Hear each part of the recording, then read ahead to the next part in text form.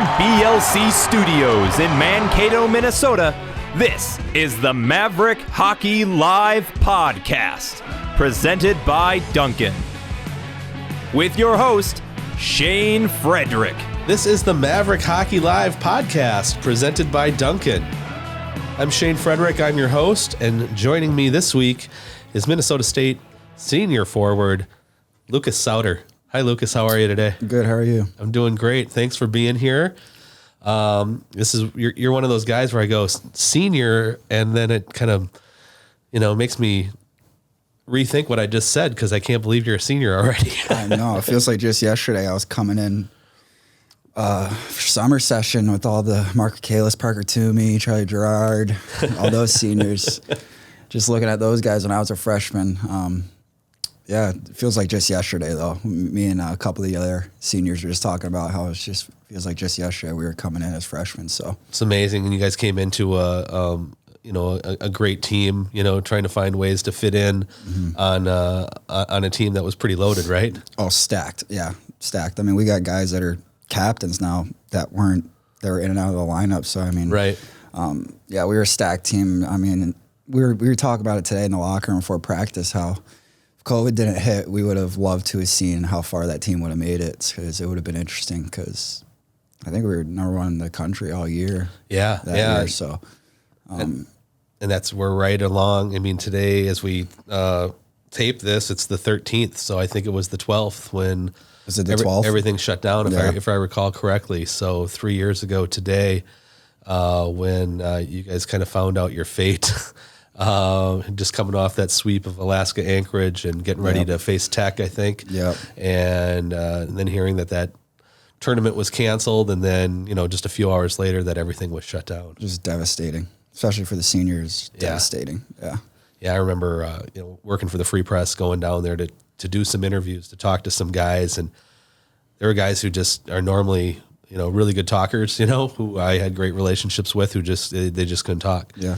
I think I got a couple comments from, if I remember correctly, Parker Toomey and Ian Scheid, who hadn't was not the most vocal guy, had some great things to say, but everybody else, I mean, it was just such a tough time. And you're right, I think that team was, you guys have had really good teams the last couple of years, going to two Frozen Fours, and but I would have liked to have seen that team in the NCAA tournament. It would have been interesting. Yeah. Yeah. But we'll keep talking about that year, real quick before we move on to this past weekend and looking ahead. But obviously, you talked about that stacked team, and you certainly found a way to play regularly for that group and had a great season, 31 points. You were WCHA Rookie of the Year, played in 31 games, and was and kind of came in the shadow a little bit of your fellow Floridian Nathan Smith, a draft pick who all eyes were on, and he had a really good year as well, and certainly a great 3-year career at Minnesota State. But just were on kind of a roll that season. What do you think what was the secret to your success that first year, and what was that like? I mean, it was incredible. Something that I'll never forget ever in my life. But I mean, some people forget who I was playing with that year. Yeah. So, I mean, it's not like it was all me, obviously. Right. I mean, I'm playing with Mark Michaelis, who is arguably one of the best players in college hockey that year. So, I mean, when you're playing with guys like Mark Michaelis, Parker Toomey, Charlie Gerard, who are all just phenomenal hockey players and are still playing pro hockey till this day, it really, boosts your, not just my ego, or not, I don't want to say ego is an ugly word, but confidence. Yeah, confidence. It boosted my confidence because I'm like, wow, I can really, play with some of the top guys in the country. So, I mean, that fed into it because I didn't know where I was going to stand coming into the season because, like you said, all eyes were on Smitty and that sort of thing. So I kind of just kept my head low and worked hard. And I was fortunate enough to be put on a line with those two or three. Kind of got switched every now and then. Sure. But, I kind of just rode that and took it day by day, and coach really helped me too on focusing on that. Don't get ahead of myself, especially when he did put me on the first line. He goes, you earned it, but it's not something that is kept or promised. Right. You're coming in, you got to earn it. So yeah, it's something I'll never forget and forever grateful to be able to play with those guys. And I know your career since then has been, you've had ups and downs and some injuries, including this season. And it seems like right now you're kind of getting your stride back as you kind of close out your senior season. Do you feel kind of that way about this season, kind of finishing strong, other than, the injury part way through? Yeah, I was unfortunate that our whole team's gone through battling some injuries. But yeah, I mean, as far as being out for as long as I did and then coming back in, it takes some time to get back into that actual hockey shape. Yeah. Because you talk to any hockey player, the amount of conditioning and off-ice stuff you do, there's nothing that really is the same level as playing in an actual hockey game as far as getting back in shape and all that sort of stuff. So, yeah, I feel myself every day, especially in practice, getting better and better. Really just focusing on the details but yeah, like you said, I've been feeling more comfortable every day on the ice. So just happy to be back. Yeah, I'm sure. Was that something going into this season too? I mean, just that you felt like you wanted to try to find a way to finish your career strong and kind of get back that mojo that you had as a rookie? Yeah, definitely. Confidence is a huge thing. Especially, I mean, every athlete loves to have it, and especially when you do have it, you seem to get bounces that go your way. So, I mean, it was nice to have the success I did my freshman year. Definitely something I learned from. But as far as this season, you just got to take it day by day. And I was unlucky and had some injuries, and now I'm just trying to fight my way back into the lineup. Sure. And just going forward from here. So. Well, you had a great game on Saturday night as we record this. This is after the CCHA semifinal victory over Ferris State, 7-2 win. Lucas scored the empty net goal at the end of the game and also assisted on the Mavericks' third and fourth goals, which really, I think, put the game away in the second period. But that was a game that you guys were down 1-0 to Ferris State. You've been down at home 1-0 to them earlier in the year, and weren't able to close out those games. And this one, you guys were able to find that second gear that maybe you didn't have in early December. What do you think the key was to not only winning this game, but kind of win it in the fashion that you did? Yeah, I mean, I know I keep saying it, but details and the dailies, like Coach likes to say. So we had a really good practice today. So that's just all we're focused on. Obviously we got a great team coming in this weekend with Northern Michigan, and obviously we're focused on them, but we're mainly focused on ourselves and the attention to detail on our workouts, our practices, our recovery, everything like that. So we had a great day on the ice today, and we're just going to go forward with that. So. On Saturday, being down 1-0, and then you guys score 2 goals in the final minute and a half or so of the first period. What do you think kind of changed in terms of your mood? I know in the post-game press conference, Coach Hastings and two of your captains, Brendan Furry and Jake Livingstone, talked about the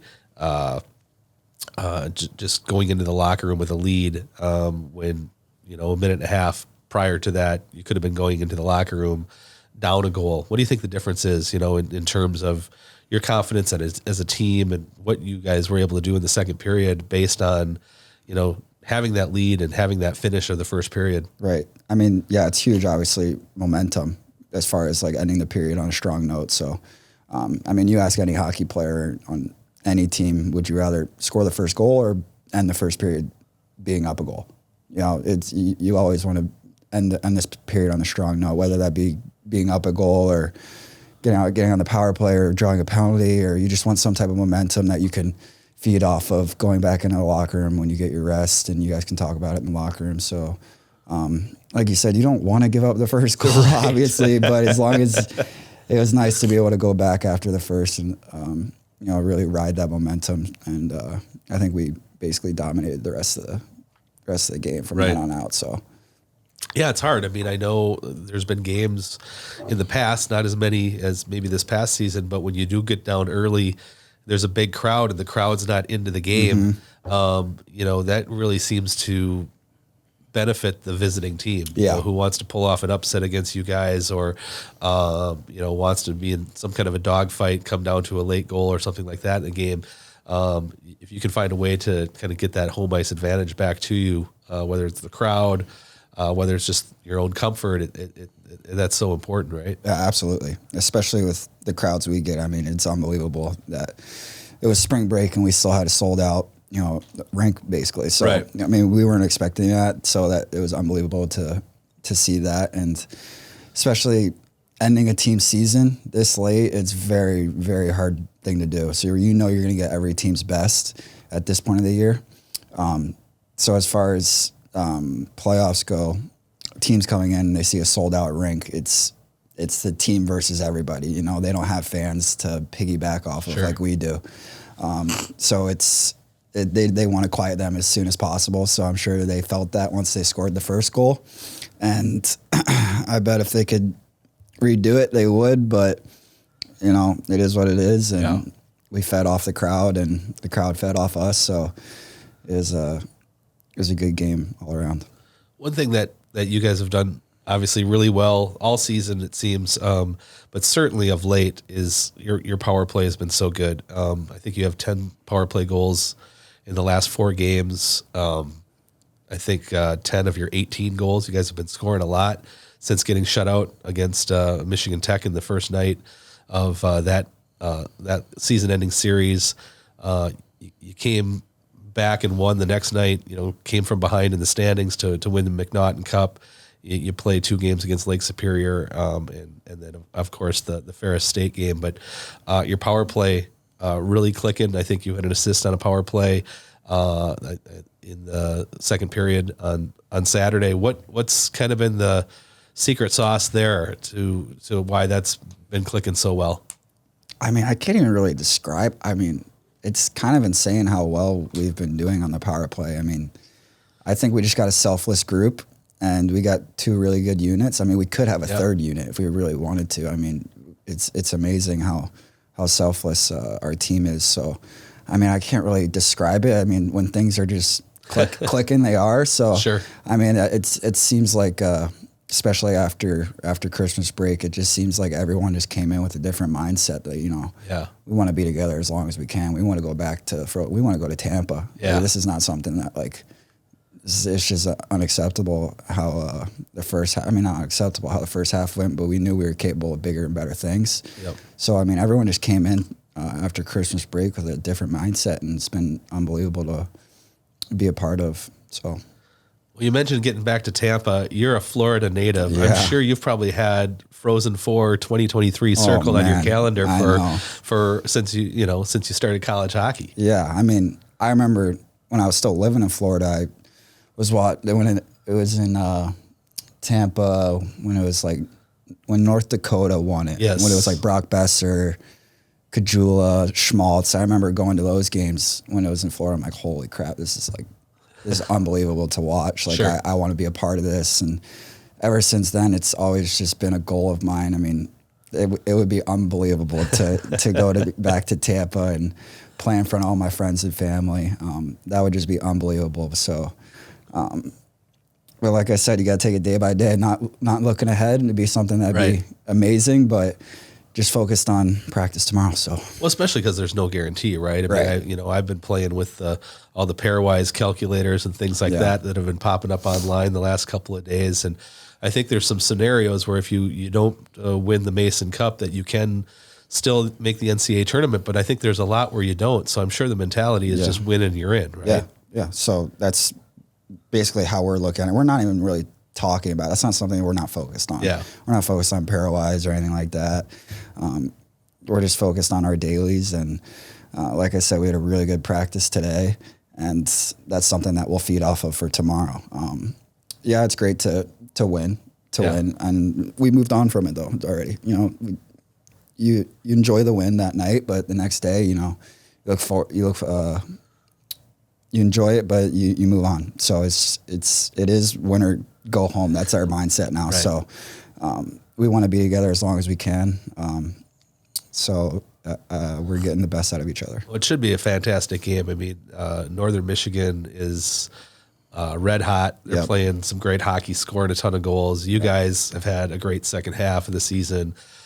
These are the two teams that were picked to, 1 and 2 in the conference at the beginning of the season. Northern kind of had a struggle in the first half. You guys had your struggles in the first half, and probably as good as Michigan Tech was this season, and they seem a lock to make the NCAA tournament.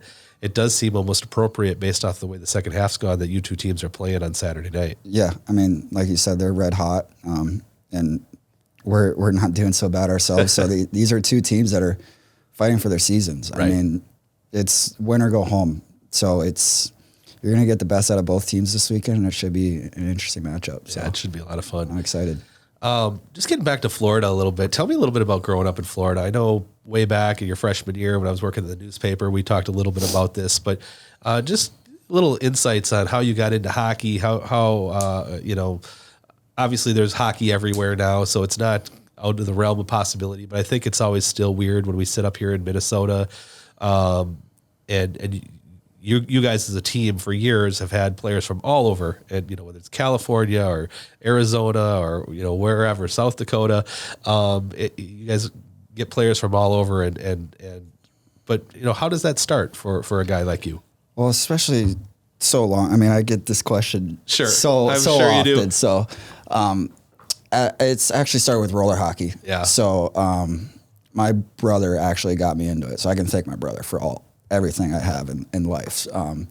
He started playing roller hockey, and obviously everyone wants to be like their big brother. So I was 2 or 3 years old when I got my first pair of roller skates and started learning how to skate. So started off with roller hockey and didn't actually start playing ice hockey, me or Smitty. Didn't start playing ice hockey until about 11, 12 years old. Wow. So we were just playing roller hockey tournaments. We're like, wow, we're pretty good at this. Like we should switch over to ice where it's, a little more serious and have some fun with it and see what happens. And it turned out we were pretty good. So we just kind of escalated from there, and we switched over to ice full time from then on out, and only played roller hockey tournaments like over summers. But,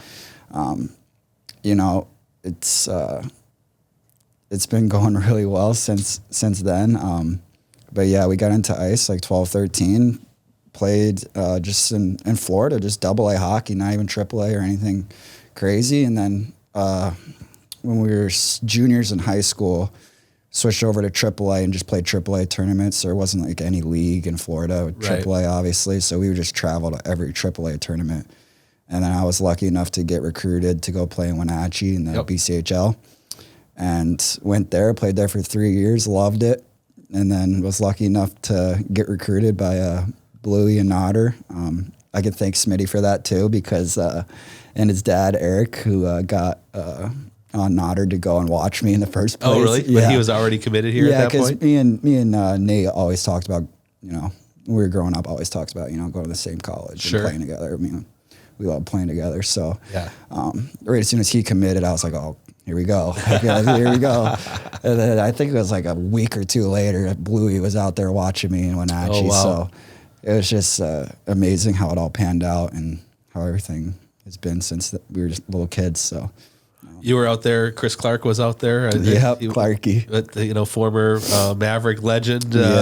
We always say, because he was the goaltender of record in the great comeback game, and we're coming almost up on the next December will be the 20th anniversary of the crazy, I believe it was 8-7 comeback victory over 20 Denver. years, huh? Yes, Dang. it was 2004, and the Mavericks were down 7-1 at one point. Changed goaltenders twice. I was going to say, because he was he a third string? He was the third goalie.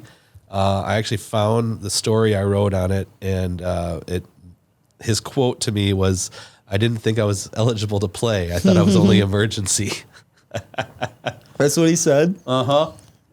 Why did he think that? I don't know, because he was a freshman. Was and he a didn't know any freshman better. then? Yeah, it was. I didn't know that was his first freshman year. I believe it was his first year. So, they threw him out there, and the comeback, there was a 5-minute major, and the Mavericks scored 3 goals on it.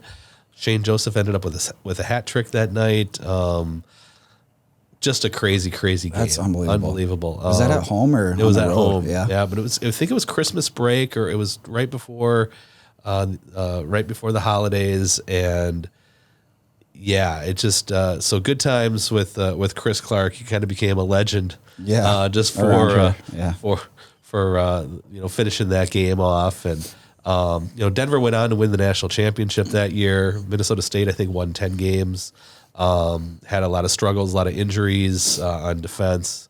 It was funny because I was looking back at that too, not to go down memory lane too much with this, but the night before the teams tied, David Backus was a freshman. He scored a goal with like 2 seconds left to tie the game, force overtime, and then they played a 5-minute overtime and it ended 4-4. So the Mavericks, got a tie and a crazy win.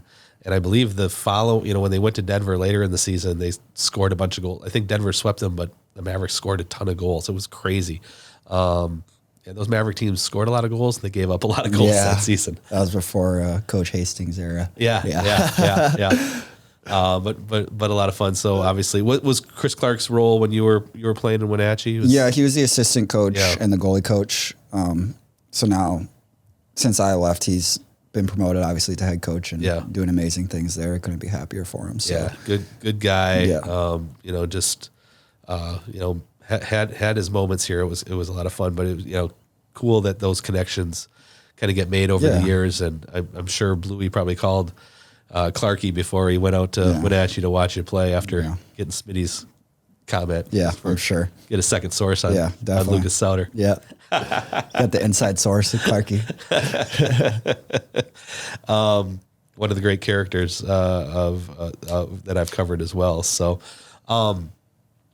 looking at playing, going across the country like that's got to be crazy too. I mean, to go from Florida, you mentioned you played all over in those tournaments, but to leave, go to Washington State, and then come to Minnesota.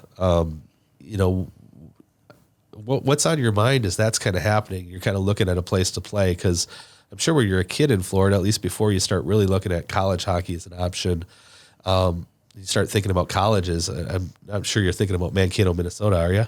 No, I mean, I never even heard of the school until Smitty committed. I was like, where is this? And talked to him and his dad, and they're like, it's unbelievable. You got to see the campus. You got to see you got to just see it. I'm like, all right. I mean, I didn't even have to see it. I committed here without even visiting, because I just knew. I was just like, if that's where Smitty's going, I'm going. It doesn't matter. And then I came on my visit a couple months after committing. I'm like, wow, I'm so happy. Like, obviously I did research, but it's not the same thing as coming and visiting. But I was like, wow, I'm so happy to be coming here. Like, this is unbelievable. Like, the facility and how the boys were when we came, and we did take a lot of pride on that with all the recruits that we bring in. Yeah. We make sure they feel involved. They meet every single guy, So it's an awesome thing that they have going here. So yeah. What as far as school goes, tell me a little bit about where you're at. Are you set to graduate this spring, or not this spring, but fall? Okay. Yeah. So still working on that. What's your major? Business management. Okay. All right. Yep. Now spring break's over and you're back at it, I suppose. Sadly. It was nice to have a little bit of a break. Not opening the laptop for a week. So you got to blow the dust off it and get it back open. That's always nice to have. Felt like I was with juniors again. Right. Guys just didn't know what to do with themselves. Maybe done with practice. Like, now what? But I mean, it was nice to have a little bit of a mental break from school. You obviously got a nice facility to be at and do everything you can do there. And there's been some upgrades again, right? It looked like I saw some tweets online from ISG they redid your nutrition room. Is that right? Nutrition center. Yeah, it is unbelievable now. So you see, I walked in here with the protein shake. Yeah. They got us a couple of these bottles, these blender bottles that have our number on it and whatnot, and we just keep them at the rink or at home. And it's brand new nutrition center. Anything you can think of is up there. I wish I had a picture of it or something, but it's smoothies, fruit, sandwiches, protein, literally anything you can think of. Wow. You could literally live up there if you wanted to and be completely fine. So it's something that will definitely help them get new recruits in Yeah. because it is top notch. And that's on the second floor down by It's on the the second coach's floor. offices Yeah, there. yeah. And I know before it was kind of a kitchen and a hangout room. Yeah. Has it just been a little bit more focus on nutrition in that area? Is that what they've done? Yeah, with it? I mean, it was still good before Yeah. they updated it, but I mean, now it's really, pro level type of stuff. Sure. The smoothies, the protein, they keep it. I mean, protein is expensive. Yeah. And especially for college students, if you don't really have that money and don't really have time to work, you can't really afford it. So the fact that they're, providing us with protein and the protein powders, the fruit, the frozen fruit, the snacks, sandwich bar, all this stuff. The fact that they keep that. Shout out to Luke because he's got to go and restock it probably every day because the guys have just been tearing it up. Yeah. But yeah, it's amazing to have, and we still have the hangout area, the couches, the TVs, the Xboxes, and all that stuff. That doesn't get used as much. But I mean, it's still a place where you can go and get some homework done and relax if you want to before practice or after practice. So it's unbelievable what they did with that. Well, they continue, that facility, if I remember correctly, was completed in 2015. And obviously, you don't want things to get completely worn down, but so it's nice to see that, the updates are constantly being put into place and to make everything first class for the student athletes. Yep. It's amazing what Coach Hastings is putting down to help us be the best players that we can be. Sure. He only has our best interests in mind. He's not doing it for himself. He's doing it for us. And so it's amazing, and couldn't be more thankful for what he's, doing and still trying to do for us. Yeah. We just got this brand new nutrition center, and he's already like, all right, what can I do next? Like, what do you guys need? And we're like, well, we're just trying to get used to how do I use this blender bottle, so it's Try not to amazing. make a mess. Yeah. Right. We do a really good job actually keeping it clean. So, both the women's team and us, so could not be more thankful. That's very cool. Well, this coming week, for